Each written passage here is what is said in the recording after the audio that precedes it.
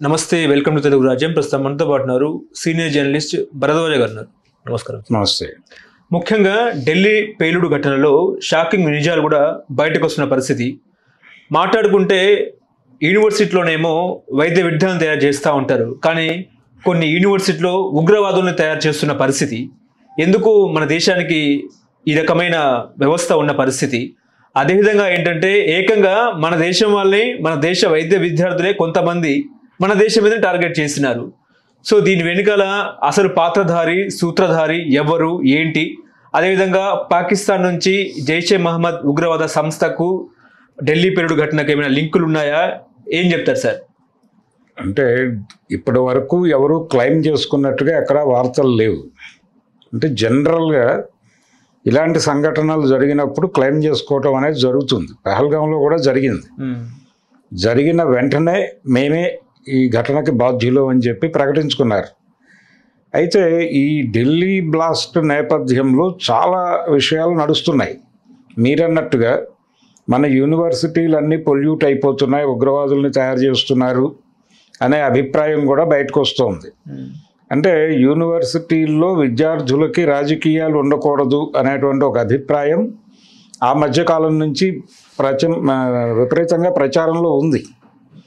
విద్యార్థులకి రాజకీయాలతో సంబంధం ఏమిటి అనేది చాలా పాత ఆర్గ్యుమెంటే.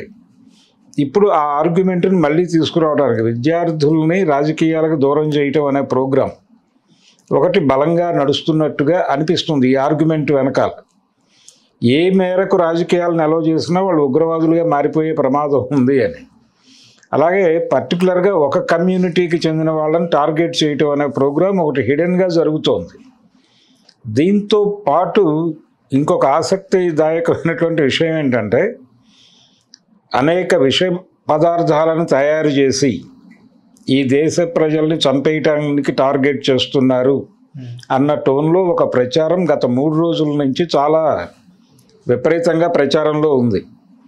అంటే 10వ తారీఖు నుంచి ఈ వార్తలు సర్క్యులేషన్లో ఉన్నాయి. అందులో ఒక విత్తనాల నుంచి ఆముదం విత్తనాల నుంచి తీసినటువంటి విష పదార్థాన్ని అది ఒక చుక్క వేస్తే చాలామంది ఒక మనిషిని చంపడానికి ఒక చుక్క చాలు అని చెప్తున్నారు. ఇది తయారు చేసి దానికి స్మెల్ ఉండదు, రుచి ఉండదు.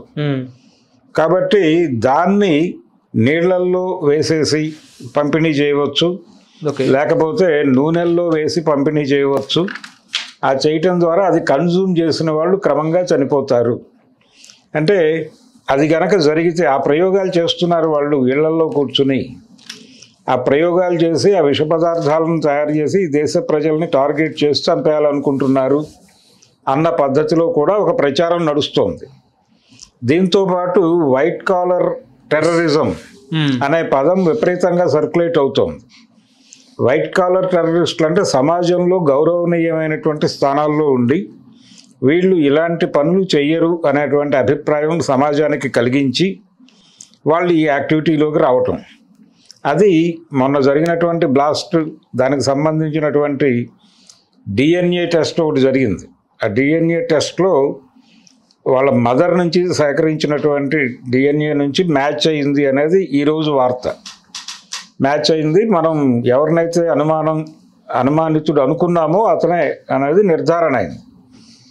ఇలాంటి పద్ధతుల్లో దీని ఇన్వెస్టిగేషన్ జరుగుతోంది. రెండోది జనవరిలోనే రెక్కీ చేశారు దీనికి అనేది ఇంకొక వార్త. అయితే జరిగినటువంటి సంఘటన అది మిస్ అయింది. యాక్చువల్గా ఇంకా ముందే చేసి ఉండాలి వాళ్ళు. ఇప్పుడు జరిగింది. ఆ జరిగిన రోజు అక్కడ ఎక్కువ మంది లేకపోవడం వలన ప్రమాదం తక్కువ జరిగింది. ఇది ఆ పేలుడు వ్యవహారం వెనకాల బయట సర్క్యులేట్ అవుతున్నటువంటి రకరకాల సమాచారం. అయితే ఈ సమాచారంలో భాగంగా అంటే మీరు ఏదైనా కన్జ్యూమ్ చేయాలంటే, ఏదైనా కొనుగోలు చేయాలంటే, మీరు నీళ్లు కొనాలన్నా లేకపోతే నూనె కొనాలన్నా ఏది కొనాలన్నా కానీ ఒక కమ్యూనిటీ దగ్గరికి వెళ్ళటం కొంచెం ప్రమాదకరం అనేటువంటి ఒక సూచన, ఒక వార్నింగ్ కాల్ కూడా ఉంది దీనిలో. అంటే వాళ్ళు ఆముదం విత్తనాల నుంచి తయారు చేసినటువంటి విషాన్ని నింపి మీకు ఇచ్చే ప్రమాదం ఉంది.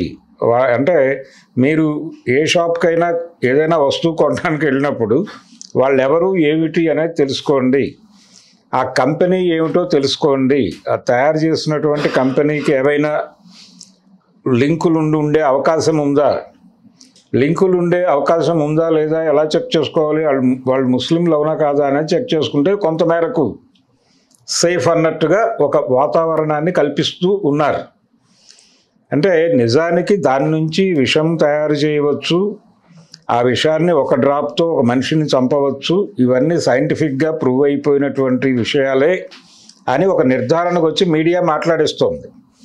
అయితే ఆ నిర్ధారణలకు సంబంధించినటువంటి క్లియర్ రిపోర్ట్స్ ఏవి కూడా మార్కెట్లో అందుబాటులో ఉంచటం లేదు. కాకపోతే జరిగి ఉండొచ్చు, అది వాస్తవమే అయి ఉండొచ్చు, దాంతో మనం విభేదించాల్సిన అవసరం లేదు. అది డెఫినెట్గా విషం నీళ్లలో వేస్తే ఆ నీళ్లు విషంతో కలగలిసినటువంటి నీళ్లు అనేటువంటి అనుమానం మనకి రాదు. అలా మనుషుల్ని చంపేసేటువంటి మెకానిజం చాలా ఉంది. అందులో అదొక మెకానిజం అనుకుంటే మనుషుల్ని చంపేయటం ద్వారా వాళ్ళు ఏం సాధిస్తారు, ఇక్కడ మనుషుల్ని చంపేసి వాళ్ళు ఏం సాధిస్తారు అనే ప్రశ్న వేసుకుంటే ఇది సాధ్యమా అనేటువంటి ఒక క్లారిటీకి వచ్చేటువంటి అవకాశం ఉంది. ఈ దేశంలో ఉన్న వాళ్ళందరినీ చంపేసి అంటే ఎవరిని టార్గెట్ చేస్తున్నారు, అది ఎవరైనా కొనుక్కోవచ్చు కదా. వాళ్ళు ఒక పర్టికులర్గా అమ్మేవాడు కూడా వీడేమిటి, వీడు హిందువా అని చూసి అమ్ముతారా?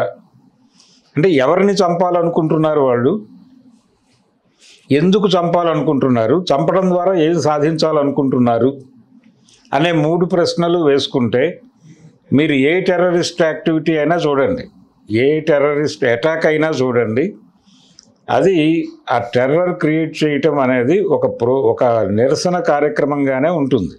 నిరసన కార్యక్రమము అంటే దేనికో రియాక్షన్ ఉంటుంది, ఇంక్లూడింగ్ ఏది ఆ రోజున అమెరికాలో జరిగినటువంటి ట్విన్ టవర్స్ని కూల్చివేసిన సంఘటనకు కూడా ఒక పునాది ఉంది. ఆ పునాది నేపథ్యంలో వాళ్ళు జరిపినటువంటి పీస్ కీపింగ్ ఫోర్స్ అనే పేరుతో ముస్లిం దేశాల మీద సైన్యాన్ని పంపించి జరిపినటువంటి దాడులకి నిరసనగా జరిగినటువంటి ఒక కార్యక్రమం అది. దానిలో అనేక మంది ప్రాణాలు కోల్పోయారు, జీవితాలు కోల్పోయారు, ఉద్యోగాలు కోల్పోయారు, చాలా నాశనం అయిపోయారు. ప్రపంచంలో ఉన్నటువంటి అన్ని దేశాలు ఎఫెక్ట్ అయినాయి. అన్ని దేశాలు ఎలా ఎఫెక్ట్ అయినాయి, అనేక దేశాలకు చెందినటువంటి ఉద్యోగులు అక్కడ ఉన్నారు, వాళ్ళందరూ సఫర్ అయ్యారు. దాని తాలూకా చేదు జ్ఞాపకాలు ఇప్పటికీ ప్రజల మనసుల్లోనూ మెదళ్లలోనూ ఉన్నాయి. అయినప్పటికీ ఆ జరిగినటువంటి చేయటానికి ఉన్నటువంటి మోటోలోకి ఒక్కసారి వెళ్ళి తొంగి చూస్తే అమెరికా చేసినటువంటి ఒక దుర్మార్గానికి నిరసన తెలియజేయటం కోసం వాళ్ళు ఆ పని చేశారు అనేది స్పష్టం. అంటే ఒక శబ్దం పుట్టిస్తే తప్ప మన గురించి ఎవడో వినడు అనేటువంటిది కాన్సెప్ట్. ఇలా నిరసన కార్యక్రమాలు చేసేటువంటి అవకాశాలు తగ్గించటం ద్వారా ఉగ్రవాదాన్ని తగ్గించవచ్చు, కానీ మీరు చేసే పని మీరు చేస్తూ అవతల వాళ్ళ రియాక్షన్స్ని కట్టడి చేయాలి నైతికంగా అనుకుంటే ప్రమాదం. రెండోది, వాళ్ళు చేసిన ప్రతి యాక్టివిటీ ఎందుకు చేశాము, దేనికి నిరసనగా చేశాము అనేది స్పష్టంగా ఒక ప్రకటన ద్వారా ప్రపంచం ముందు ఉంచుతారు. ఎందుకు చేస్తారు ఈ అటాక్స్? అటెన్షన్ తమ వైపు డైవర్ట్ చేసుకోవడానికి, ఎవరైనా కావచ్చు. ఈవెన్ మావోయిస్ట్ పార్టీ వైపు నుంచి జరిగినటువంటి కార్యక్రమాల్లో కూడా అది ఉంటుంది. ఏది, వాళ్ళు పర్టికులర్గా ఒక బస్సు తగలబెట్టినా లేకపోతే ఇంకేదైనా ఒక ల్యాండ్ మైన్ పేల్చినా ఒక ప్రోగ్రాం ఉంటుంది, ఒక నిరసన కార్యక్రమం ఉంటుంది. అంటే ఇటు నుంచి జరిగినటువంటి ఒక యాక్టివిటీకి నిరసన తెలియజేస్తూ ఆ బ్లాస్టింగ్కి పాల్పడతారు. దాన్ని ప్రపంచం దృష్టిని తమ వైపు తిప్పుకొని మేము ఎందుకు చేశాము అని చెప్తారు. ఎందుకు చెప్తారు ఆ మాట? ప్రపంచం అంతా ఒక్కసారి ఉలిక్కిపడి అటు చూస్తుంది. అయ్యా మేము ఇందుకు చేశాము అని చెబితే ఇలాంటి పనులు చేయకండి అని ప్రభుత్వాన్ని వీళ్ళందరూ అడుగుతారేమో అనే ఉద్దేశంతో ఇలాంటివి కార్యక్రమాలు నిర్వహిస్తారు వాళ్ళు. అలా కాకుండా సైలెంట్గా చంపేయటం ఏమిటి? సైలెంట్గా ప్రజలను చంపటం వల్ల వాళ్ళకు వచ్చే ప్రయోజనం ఏమీ లేదు. కాబట్టి ఇలాంటి అంటే ఎక్కడో ఏదో ఆలోచన రూపంలో, బీజ రూపంలో వాళ్ళ డాక్యుమెంట్స్లో ఎక్కడో దొరికి ఉండొచ్చు. వాళ్ళు ఇంకేదో పర్పస్కి దాన్ని వాడటం కోసం వాళ్ళు ఎక్కడో రాసుకుని ఉండొచ్చు. వీళ్ళు దాడులు చేసిన సందర్భంగా చాలా మెటీరియల్ దొరుకుతుంది. ఆ దొరికిన మెటీరియల్ని ఏదో ఒక ల్యాబ్లో విశ్లేషించినప్పుడు కొన్ని ఆసక్తికరమైన విషయాలు తెలుస్తాయి. దాన్ని స్పెక్యులేటివ్గా మార్చేసి జనాల్ని టెర్రరైజ్ చేయటం, జనాల్ని భయపెట్టడం అనే కార్యక్రమం ఒకటి ఇప్పుడు నడుస్తున్నట్టుగా నాకు అనిపిస్తోంది. దీని ద్వారా ఏమవుతుంది, రేపు పొద్దున ఇది కన్జ్యూమ్ చేస్తా, ఈ వార్తను నేను కన్జ్యూమ్ చేశా, ఏది ఈ ఆముదం విత్తనాల ద్వారా తయారైనటువంటి విష పదార్థం, దీనికి రంగు రుచి వాసన ఉండదు, దీన్ని దేనిలోనైనా కలిపి ఇవ్వచ్చు. ఎవరివ్వచ్చు? ఎర్రకోట దగ్గర జరిగినటువంటి బ్లాస్ట్ తర్వాత ఈ వార్త సర్క్యులేషన్లోకి వచ్చింది. ఎర్రకోట మీద జరిగినటువంటి దాడి వెనకాల ముస్లిం తీవ్రవాదం ఉంది. కాబట్టి నేను రెగ్యులర్గా మా ఇంటికి కావలసినటువంటి సరుకులు ఒక ముస్లిం షాప్లో కొనుక్కుంటూ ఉంటాను. ఇతను ఏమైనా స్లీపర్ సెల్ ఏమో అని ఒక అనుమానం మొదలవుతుంది. రెండవది, చాలా స్పష్టంగా చెప్తున్నారు వీళ్ళు, వైట్ కాలర్ టెర్రరిజం అంటే మీరు ఉంటున్నటువంటి అపార్ట్మెంట్ పక్క అపార్ట్మెంట్లో ఉండేటువంటి గౌరవనీయ స్థానాల్లో ఉన్నవాళ్ళు కూడా ఏదైనా చేసే అవకాశం ఉంది. రోజు పొద్దున్నే మీకు తలుపు కొట్టి కాఫీ పొడి అడిగేవాళ్ళు కూడా మీకు ప్రమాదం తలబెట్టేటువంటి అవకాశం ఉంది, అందరితోనూ అప్రమత్తంగా ఉండండి, జాగ్రత్తగా ఉండండి అని చెప్తున్నారు. అంటే ఎవరి మీద ఎవరికి కాన్ఫిడెన్స్ లేకుండా పర్టికులర్గా ఒక సమూహాన్ని టార్గెట్ చేసి వాళ్ళ మీద భయాలు క్రియేట్ చేయటం అనే కార్యక్రమం హిడెన్గా జరిగిపోతుంది. దీనిలో ఇంటెన్షనల్గా అలా చెయ్యాలి అని అనుకోని వాళ్ళు కూడా మాట్లాడేస్తున్నారు. ఏం చెప్పగలం, అది నిజమే కావచ్చు. ఇప్పుడు ఆముదం విత్తనాల నుంచి విషం అనేది వాస్తవమైనప్పుడు, దానికి రంగు రుచి వాసన లేనప్పుడు చంపాలి అనుకున్న వాళ్ళు చంపుతారు. దాన్ని ఎక్కడో చోట నుంచి సేకరించి, ఈ జ్ఞానం వలన ఏమవుతుందంటే ఒకే ఫ్యామిలీలో కూడా గ్రెడ్జెస్ ఉంటాయి. ఇతను చనిపోవడం ద్వారా నాకు ఈ లబ్ధి చేకూరుతుంది అన్నవాడు వీళ్ళతో నమ్మకంగా ఉండి ఒక మంచినీళ్ళ గ్లాసులో ఒక చొక్కేసి ఇచ్చేస్తే ఏమిటి పరిస్థితి? అది అలా కూడా జరగచ్చు కదా, స్కోప్ ఈజ్ దేర్ కదా. మారణాయుధం అనేది ఏ విధంగానైనా వాడుకోవచ్చు. తుపాకీ అనేది తుపాకీలో నుంచి వచ్చేటువంటి బుల్లెట్, దానికి రంగు రుచి వాసన ఏమీ తెలియదు. పాయసంలో గరిట లాంటిది అది. పాయసంలో గరిటకి ఆ పాయసం టేస్టు తెలియదు, దాని వేడి తెలియదు. జస్ట్ మీకు సర్వ్ చేసి పెడుతుంది అంతే. ఎనీ వెపన్ చేసే పని అది. బ్రెయిన్ మోటో ఉంటుంది. అది ఉపయోగించేవాడి మెదడులో ఏముంది అనే దాన్ని బట్టి దాని ఉపయోగం చేసేటువంటి వినాశనం ఆధారపడి ఉంటుంది. కాబట్టి ఆయుధానికి ఈ విషయానికి ఒక లింకు పెట్టి టెర్రరైజ్ చేసి ఒక కమ్యూనిటీని దాడి చేసి వాళ్ళని టార్గెట్ చేసి ఎక్కువ ప్రచారం జరిగిపోతుందేమో. వాళ్ళతో మనకు రోజువారీ అనేక పనులు ఉంటాయి. మన వెహికల్కి గాలి పెట్టేవాడు మెకానిక్కో ఆ కమ్యూనిటీకి ఆ సమూహానికి చెందినవాడు అయి ఉంటాడు. మనం వాళ్ళతో మాట్లాడాలంటేనే ఒక టెర్రరిస్ట్తో మాట్లాడుతున్నామేమో అనే భ్రమ కల్పించేస్తే ఎలాగా? మన ఇంటి పక్కన ఉన్న వాళ్ళ మీద కూడా అనుమానాలు క్రియేట్ చేసేస్తున్నారు. స్పష్టంగా చెప్తున్నారు టీవీ డిస్కషన్స్లో పాల్గొంటున్న వాళ్ళు, ఇదేదో ఎన్నికల కోసమో మరొక దానికోసమో చేసినట్టుగా కొంతమంది మాట్లాడేస్తున్నారు. అది తప్పు. చాలా స్పష్టంగా ఇది ఉగ్రవాద దాడి. వాళ్ళు జనవరి నుంచి రెక్కీ చేసి ఈ కార్యక్రమం చేశారు. Okay, take it granted. ఎటువంటి అనుమానాలు ఉండాల్సిన అవసరం లేదు. ఎందుకంటే ట్విన్ టవర్స్ని పేల్చినటువంటి చరిత్ర ఉంది అక్కడ స్పష్టంగా. అయితే నేను అడిగేది ఏంటంటే, ట్విన్ టవర్స్ని పేల్చినప్పుడు కూడా వాళ్ళు స్పష్టంగా ఎందుకు పేల్చామని చెప్పారు.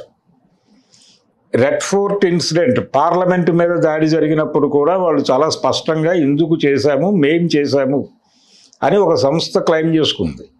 తాజ్మహల్ అటాక్లో తాజ్ హోటల్ మీద దాడి జరిగినప్పుడు కూడా స్పష్టంగా ఎందుకు చేస్తున్నాము అని చెప్పారు.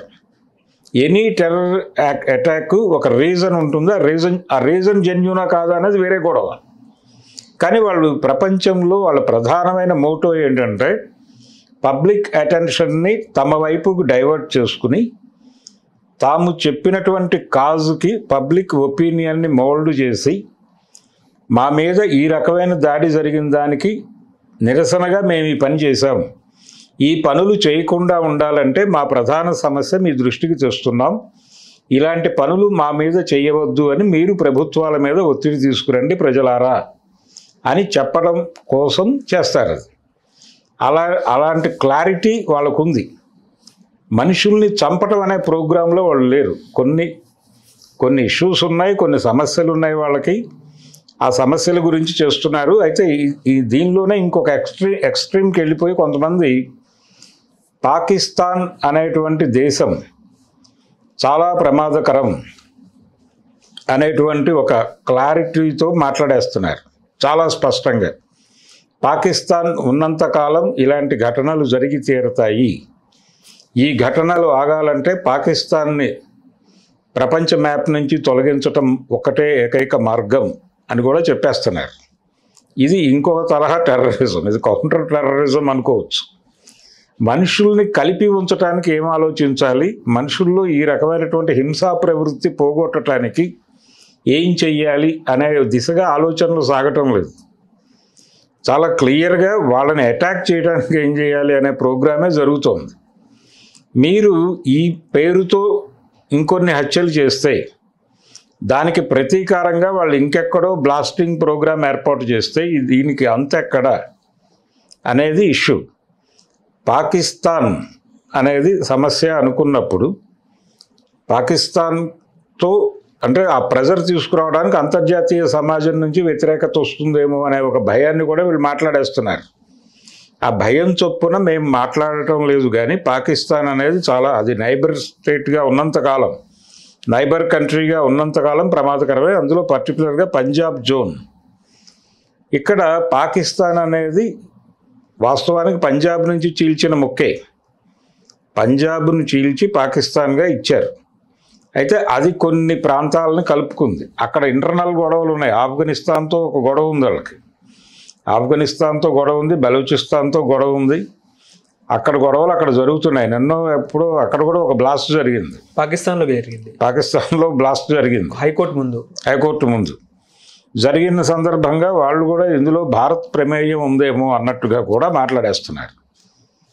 అంటే వాళ్ళు భారత్ని టార్గెట్ చేస్తారు, అక్కడ బ్లాస్టింగ్ జరుగుతుంది, అది వాళ్ళే చేసుకుని భారత్ మీద చేస్తున్నారు, ఈ దాడి జరిగింది కాబట్టి అనే ఒక ఆర్గ్యుమెంట్ ఇక్కడ మొదలుపెట్టేశారు ఆల్రెడీ. ఈ చర్చలు చేయటం కన్నా కూడా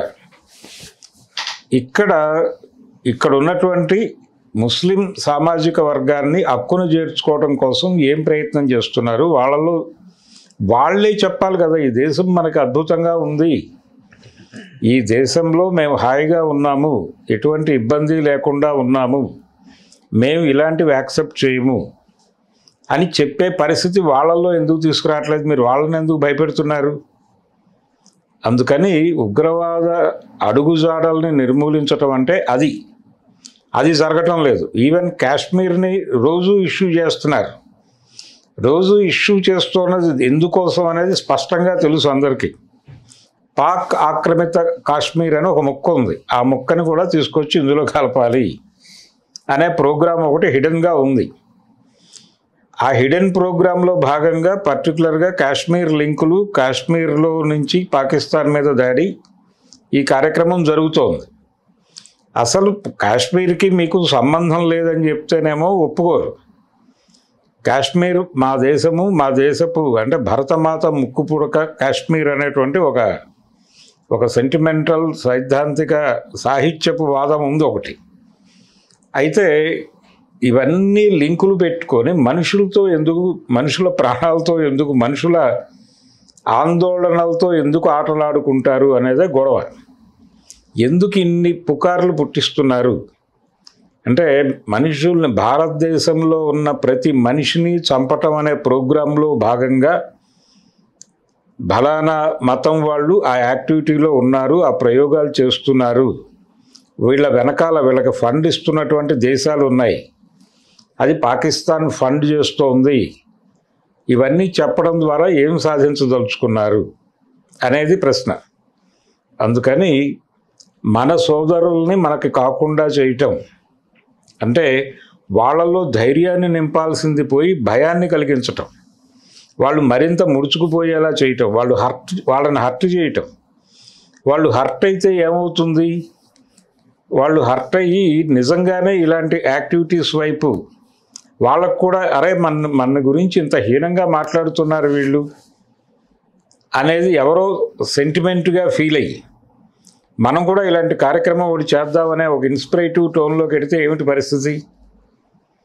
అందుకని ఇవి చాలా సెన్సిటివ్ విషయాలు. పబ్లిక్ డొమైన్లో మాట్లాడేటప్పుడు ఈ దేశంలో మరొక హింస జరగకుండా ఆ సమూహం నుంచి నిలువరించేటువంటి పరిస్థితిని తీసుకురావడానికి మనం ఏం చేయాలి అనే దానికి సంబంధించి ఒక మతం గురించి మాట్లాడేటప్పుడు ఖచ్చితంగా ఆ మత పెద్దలతో ప్రభుత్వం కూర్చుని డిస్కస్ చేసి ఇతర మతాల పెద్దల్ని కూడా కూర్చోబెట్టి ఏం మాట్లాడాలి, ఎలా మాట్లాడాలి, టోన్ ఎలా ఉండాలి, భాష ఏం వాడాలి దగ్గర నుంచి ఒక సమగ్రమైన చర్చ జరిపి అప్పుడు మాట్లాడితే ఒక అర్థవంతమైనటువంటి చర్చ జరుగుతుంది. అలా కాకుండా మీరు స్ట్రైట్ అవే ఓపెన్గా ఎవరు పడితే వాళ్ళు ఎలా పడితే అలా ఎవరికి పడితే వాళ్ళకి ఏ రకమైన సమాచారం అయినా పంపు చేసేసి మాట్లాడించేస్తున్నారు. మీడియాని మొత్తం కంట్రోల్లోకి తీసేసుకున్నారు ఆల్రెడీ. సాఫ్రాన్ బ్యాచ్ అంటే సంఘ్ పరివార్ కంట్రోల్లోకి తీసుకుని మీడియాని ఈ దేశ ప్రజలకి ఏం ఫీడ్ చేయాలో అది ఫీడ్ చేసేస్తున్నారు. కౌంటర్ ఫీడింగ్ ప్రోగ్రాం లేదు ఇక్కడ. దీంతో ఒక ప్రమాదకరమైనటువంటి వాతావరణం, ఒక హింసాత్మక వాతావరణం సమాజంలో తయారైపోతుంది. ఈ రకమైనటువంటి హింసాత్మక వాతావరణం ఉన్నంతకాలం, పాకిస్తాన్ ఉన్నంతకాలం కాదు, పాకిస్తాన్ ఉన్నా లేకపోయినా ఇంకొక దాన్ని దేన్నో క్రియేట్ చేసేసుకుంటారు వీళ్ళ అవసరాల కోసం. బంగ్లాదేశ్ మీద కూడా ఉంది ఆరోపణ. ఇప్పుడు బంగ్లాదేశ్ మీద ఉంది. ఇంకొక దారుణం ఏంటంటే ఇప్పుడు ఈ డాక్టర్లు అందరూ చైనాలో చదివొచ్చారు. చైనాలో భారత్ వ్యతిరేక భావజాలము, అలాగే భారత్లో విధ్వంసం క్రియేట్ చేసేటువంటి మిలిటరీ జ్ఞానము కూడా వీరికి కల్పించి వీరిని పంపించారు. వీళ్ళు బేసిక్గా ముస్లింలు అవటం వలన ఆ జ్ఞానాన్ని ఎలా వాడాలో అలా వాడేస్తున్నారు.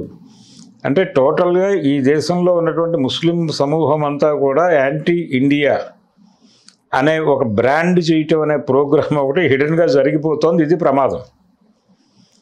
ఈ ప్రమాదం ఎందుకు చేస్తున్నారు అంటే ఇస్లాం నుంచి హిందూ మతానికి ప్రమాదం ఉందని ఆల్రెడీ ఒక ప్రచారం దాదాపు 40 ఏళ్ళ నుంచి చేస్తున్నారు. 40 ఏంటి 50 ఏళ్ళ నుంచి నడుస్తోంది అది. అద్వానీ గారు ఎప్పుడైతే ఏకాత్మత యజ్ఞం అని మొదలుపెట్టాడో 80 దశకంలో అప్పటి నుంచి నడుస్తున్నటువంటి గొడవ ఇది. ఆల్రెడీ ఆ ప్రచారం ఉంది. దానికి కౌంటర్గా ఇప్పుడు వాళ్ళందరూ టెర్రరిస్టులు, ప్రాణభయం అనే దాంతో ఆ మతాన్ని లింక్ చేసి మాట్లాడటం అనేది ప్రమాదకరం. పైగా దీన్ని పోలిక తెస్తూ బలానా దేశంలో క్రైస్తవుల మీద కూడా దాడి చేస్తున్నారు ఇస్లాం ఉగ్రవాదులు అనే దాన్ని కూడా పట్టుకొచ్చి ఒక ఐక్య సంఘటన కార్యక్రమం కూడా మొదలైపోయింది. అన్నిటితో పాటు చూసారా అంటే సోషల్ మీడియాలో ఎవరైనా మాట్లాడగానే చూసారా వాళ్ళు క్రైస్తవుల్ని కూడా చంపేస్తున్నారు, ఇప్పుడైనా మాట్లాడకపోతే ఎలాగా అనేటువంటి వాతావరణం తీసుకొచ్చి ఒక మతాన్ని ఇన్ టోటల్గా టెర్రరిస్ట్ మతంగా ముద్ర వేసి మాట్లాడటం అనేది ఖచ్చితంగా ఇబ్బందికరము, ప్రమాదకరము. దేశాన్ని నిట్ట నిలువున చీల్చి దేశ విభజన అనే పదంలోనే ఒక కుట్ర ఉంది. దేశ విభజన అనగానే మీకు కానీ నాకు కానీ ఇంకొకరికి కానీ ఏమి అనిపిస్తుంది? దేశాన్ని నెట్ట నిలువుగా చీల్చి ఒక ముక్క వారికి ఇచ్చేసారేమో అనుకుంటాం మనం. కానీ పాకిస్తాన్ అనే పేరుతో ఇప్పుడున్నటువంటి దేశం తాలూకా మూలం పంజాబ్లో ఒక ముక్క. పంజాబ్ విభజన అనొచ్చు దాన్ని, దేశ విభజన అనక్కర్లేదు. పంజాబ్ విభజన మాత్రమే జరిగింది తప్ప దేశ విభజనగా దాన్ని చూపించడం దగ్గరే కుట్ర మొదలై ఇంత గందరగోళంలో ఉన్నాం మనం ఇప్పుడు. అంటే సింధూర్పై ప్రతీకారం కోసమే ఈ రకంగా వివరిస్తున్నారా? సింధూర్ మీద ప్రతీకారమైనా వాళ్ళు ప్రకటించి ఉండేవాళ్ళుగా. సింధూర్కి నిరసనగా ఈ కార్యక్రమం చేశాము, చేసుంటారనేది మాట్లాడుతున్నారు ఆల్రెడీ. ఎందుకంటే రెక్కి జనవరిలో జరిగింది అనేది చెప్తున్నారు. దానికి ఆ మూమెంట్స్ అన్ని ట్రాక్ చేసి వాస్తవమే కావచ్చు, నేను కాదని అంటలేదు. ఇది ఉగ్రవాద దాడే అనుకుందాం. ఉగ్రవాద దాడి ఉగ్రవాదులు అనిపించేలాగా, ఉగ్రవాద దాడి అనిపించేలాగా ఉగ్రవాదులతోనే ఆర్గనైజ్ చేసి చేయించేటువంటి స్తోమత కూడా మనకి ఉంది. అది కూడా పక్కన పెట్టాల్సినటువంటి అవసరం లేదు అనేది నా ఉద్దేశం. ఇదేదో బీహార్ ఎన్నికల లక్ష్యం మాత్రమే కాదు, దీని వెనకాల చాలా ప్రోగ్రామ్స్ ఉంటాయి, ఇంక్లూడింగ్ కాశ్మీర్లో ఆ పిఓకే అని చెప్తున్నాం, పాక్ ఆక్యుపైడ్ కాశ్మీర్ అని, దాన్ని వెనక్కి తెచ్చుకోవడం అనే ప్రోగ్రాం కూడా ఉండవచ్చు. అయితే ఏ మాట మాట్లాడినా దానికి ఒక పునాది లేకుండా మాట్లాడటం అనేది ప్రమాదం. ఇప్పుడు ఈ ఆపరేషన్ సింధూర్కి వ్యతిరేకంగా జరుగుతోంది ఇది అని చెప్పడానికి క్లియర్గా ఎవరైనా మీకు చెప్పారా, ఒక ప్రకటన ఉందా అనేది చూడాలి. చాలామంది అధికారులు కూడా, అంటే గతంలో సిబిఐ ఇలాంటి సంస్థల్లో పనిచేసినటువంటి మాజీ అధికారులు కూడా ఈ విషయంతో భారతీయుల్ని చంపేయబోతున్నారు అనే ప్రచారం బలంగా చేయటం అనేది ప్రమాదం. ఇది ఉంటే జాగ్రత్తలు తీసుకోండి, జాగ్రత్తలు తీసుకోవడంలో తప్పేం లేదు. అలాగే ఇంకొక ఇబ్బందికరమైన ప్రచారం జరిగిపోతుంది, ప్రసాదాలలో కలిపి పంచేటువంటి అవకాశం ఉంది అనే మాట చాలా వేగ్గా వాడేస్తున్నారు. ఇది చాలా డేంజర్. ఆల్రెడీ మనకు ఒక పంచాయతీ నడుస్తోంది ఇక్కడ, ఏది కల్తీ నెయ్యి. అందులో ఒక దశలో జంతువుల కొవ్వు కలిసిందని ఒకప్పుడు మాట్లాడారు, ఇప్పుడేమో సింథటిక్ రసాయనాలు అని చెప్తున్నారు. సరే, వాట్ ఎవర్ ఇట్ మేబీ, అది రసాయనమా జంతు కొవ్వా అనేది పక్కన పెట్టేస్తే, ఆల్రెడీ ఈ అనుమానం నడుస్తున్న క్రమంలో ఆ అనుమానానికి పునాది కూడా మైనారిటీ మతానికి చెందినటువంటి ఒక వ్యక్తి తాలూకా రాజ్యం నడుస్తున్న రోజుల్లో అనే ఒక పునాది ఉంది దానికి. అదొక డేంజర్. ఇప్పుడు ఈ ప్రసాదాలలో కలపడం కోసం ఈ ఆముదాపు విషం తయారు చేసి పంపిణీ చేస్తున్నారు, పులిహారలో కలుపుతారు, దేనిలోనైనా తిరగమాతలో అది ఉంటుంది, అది వేసేసి ఇచ్చేస్తారు. కన్జ్యూమ్ చేసిన భక్తుజనులు అందరూ కూడా దైవాన్ని చేరుకుంటారనే చాలా ప్రమాదకరమైన స్టేట్మెంట్ అది. ఇలాంటి భయాన్ని కలిగించేటువంటి మాటలు దయచేసి ఆపితే మంచిది. మీరు స్పష్టమైనటువంటి విధానంతో ఉగ్రవాద నిర్మూలన, ఉగ్రవాదము అనేది ఒక నిరసన కార్యక్రమంగా మాత్రమే చూసి ఆగ్రహము, ఆయా సమూహాలలో ఆగ్రహాలు పోగుపడకుండా చూసుకోగలిగితే దీన్ని వాళ్ళే నివారించుకుంటారు. ఆ రకమైనటువంటి ఒక భరోసాని, ధైర్యాన్ని కల్పించటం ద్వారా మీరు కట్టడి చేయండి, కానీ ఇలాంటి భయోత్పాతాన్ని కలిగించేటువంటి స్టేట్మెంట్ల ద్వారా కాదు అని చెప్పడం నా ఉద్దేశం. హలో, తెలుగు రాజ్యం ఛానల్ చూస్తున్నారా? సామాజిక, రాజకీయ, జీవన చిత్రణే తెలుగు రాజ్యం. అతిశయోక్తులు, అసత్యాలు ఉండవు. రాజకీయ కోణం కాదు, ప్రజా కోణమే కొలబద్ద. తెలుగు రాజ్యం వీక్షణ మీ ఉత్తమ అభిరుచికి నిదర్శనం.